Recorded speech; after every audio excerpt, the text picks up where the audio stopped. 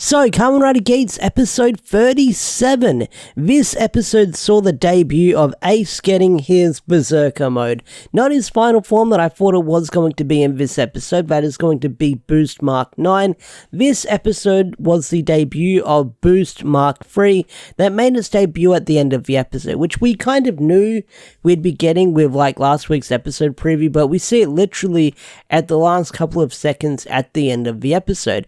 And how he gets his power up is basically it's his Berserker mode. And what's funny enough about how he gets this Berserker mode power up is so reminiscent of Naruto Shippuden or Naruto from back in the day with how he got his free-tailed form, because Ace is literally getting a free-tailed form from getting Big Mad.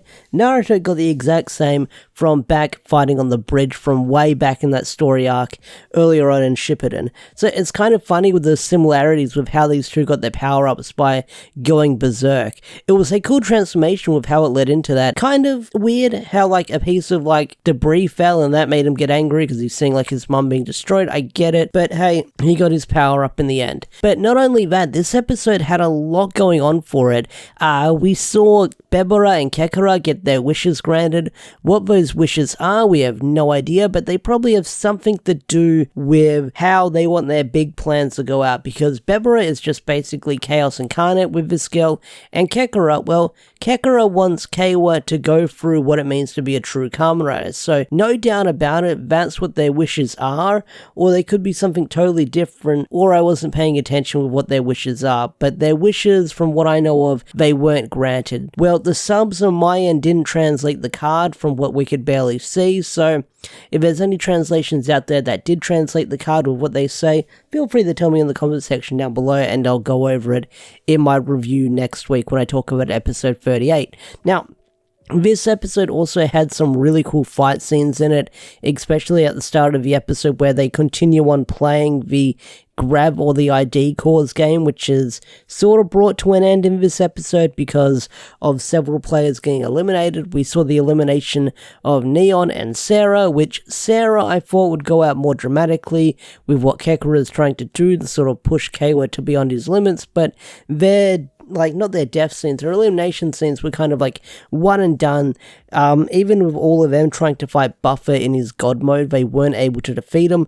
They were just easily thrown to the side as they tried stopping him. Even the power of teamwork can't beat god mode Buffa. But I will say, the fight scene we did get where they try fighting Buffa on the bus was really cool. For a cramped space, we actually got some really cool fight scenes in the episode as they all tried stopping him. And Keiwa almost gets eliminated, but the last minute he is saved by Punk Jack, where Punk Jack drops some interesting lore and information. We learn about Keiwa's mother, which probably explains why she was turned to stone in the first place. Now, the big bombshell Win drops on us during his adventures with Samori that he tells the other players is we find out that there's a rule that a navigator and a player can't have a relationship. And I'm so glad they didn't like ruin this serious moment or ruin this bit of information with a joke, because, you know, Samori's a navigator, Win's a player. I'm surprised they didn't make an awkward joke that these two are hanging out and having adventures. But seeing how like these two characters have like barely interacted, you can't really see that joke being made, but I was thinking they would sort of ruin the moment by having that joke put in there, but they didn't, so I'm surprised. I'm shocked, but I'm also not shocked they didn't make like an awkward joke with that information. So Win tells our heroes about saying that the goddess prayed for 3 days and 3 nights, and on the 4th day eventually gave birth, and when she did that, she was able to reforge the world. So with this bit of information, it kind of shows that Ace's mother had some kind of other power that the higher-ups of the Desire Grand Prix wanted to control, and Keiwa still has a grudge against Ace's mum, while Ace wants to save her, but Buffa brings up a really good point during the fight he has with Keiwa on the bus, where Keiwa says, I want to revive everyone,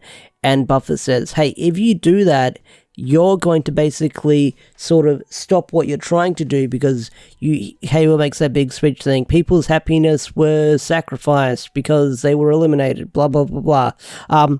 But Buffa says, hey, if you do that, people are still going to suffer if you're able to revive all those people. If you revive all those people, other people are going to have to get sacrificed. So it's sort of like a cool of an exchange right there. So that's what, like, that's basically the whole Goddess of Desire that they talked about like a couple of episodes ago. So the end is nigh, the game is about to end, and they're lifting the Goddess of Desire up in the air, and they're beginning the crumble, and Ace doesn't like that, and he gets into a fight with Niram, and it's a really cool fight. Like, they fall from the sky, they have this cool Dragon Ball Z clash where they're fighting in the sky, and then they fight on the ground, and that's when Ace basically gets wrecked because he's at his limit, he's not thinking straight, so he gets beat up pretty bad that he powers down, and that's when he gets his Berserker mode power up. Now, learning that the people higher ups of the game are trying to control Ace's mother, that would probably make sense why they encased her in stone and they wanted to use that power for themselves to grant wishes and stuff like that for the game. Now, the character Sueru, that guy is a big mystery as we don't know anything about him or who's behind that mask. I'm wondering if it's like Ace's father or maybe someone who was another player that maybe had a crush on Mitsume back in the day but didn't care for her. The Sueru guy is kind of a big mystery, and I'm wondering who's under that mask and who that character is. A lot of people have been speculating that it's Ace from another timeline. That could be it, but honestly, we don't know, because if this was Ace from another timeline, wouldn't he have some kind of like care for his mother? Or did he not find out who his mother was because that's Ace from a different timeline that didn't learn that revelation like the Ace we know now? So that's a lot to discuss and talk about, if that made any sense with what came out of my mouth. But yeah, Ace gets his Berserker form. It's a really cool form, but I'm curious to see where the other characters are going to go moving forward, because it looks like the Desire Grand Prix is coming to an end with this world closing thing. So the show is going to go through this endgame shift as they're going to stop whatever they need to stop, whatever final boss they need to stop. So we've got a couple of things we need to see. Now, if you follow the leaks, there's a bunch of power-ups that a lot of different characters are going to have later down the line. So that should be cool to see when we get to that part of the show. But yeah, like, I'm curious to see what's going to happen moving forward once Ace gets his final power-up, where the show is going to go, because we're on episode 36, 37, and then there'll be a couple more episodes left until the finale. So I'm, like I keep saying, I'm curious to see where it's going to go, how the show's going to end moving forward. But either way, I feel like this show picked up again. We got some cool lore, some cool fight scenes. How are they going to follow up next week with Ace getting his final form? I don't know, but the episode preview looked pretty interesting with Keiwa having a moment, Ace having his moment, and not only that, you've got other stuff going on with the other characters around them. So I wonder where that's going to go. But what did you guys think of this episode of Kamen Rider Geats? Did you love it? Did you hate it? Tell me in the comment section down below. I'd love to hear your thoughts and opinions. And with that said, I'm going to bring this video to a close. So if you enjoyed this video, hit that like button, subscribe to the channel if you're new, and I'll see you guys later. Peace out, take care, bye.